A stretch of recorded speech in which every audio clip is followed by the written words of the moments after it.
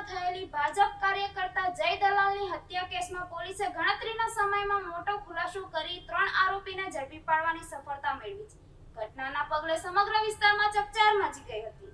પ્રાપ્ત માહિતી મુજબ ઉધના વિસ્તારમાં ભાજપ કાર્યકર્તા જય દલાલ પર જીવલેણ હુમલો કરવામાં આવ્યો હતો, જેમાં ગંભીર ઈજાઓને કારણે તેમનું મોત નીપજ્યું હતું.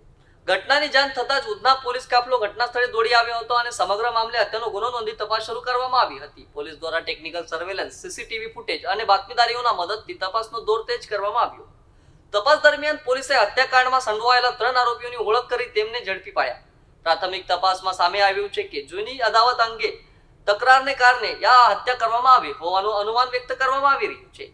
પોલીસે આરોપીઓની પૂછપરછ શરૂ કરી છે અને હત્યાના અન્ય કોઈ વ્યક્તિ સંડોવાયેલો છે કે નહીં તે દિશામાં પણ તપાસ હાથ ધરવામાં આવી રહી છે. ઘટનાને લઈને વિસ્તારમાં ભારે તણાવનો માહોલ જોવા મળ્યો છે, ત્યારે પોલીસે કાયદો અને વ્યવસ્થા જળવાઈ રહે તે માટે ચુસ્ત બંદોબસ્ત ગોઠવ્યો છે. હાલ સમગ્ર મામલે ઉધના પોલીસ વધુ તપાસ ચલાવી રહ્યા છે.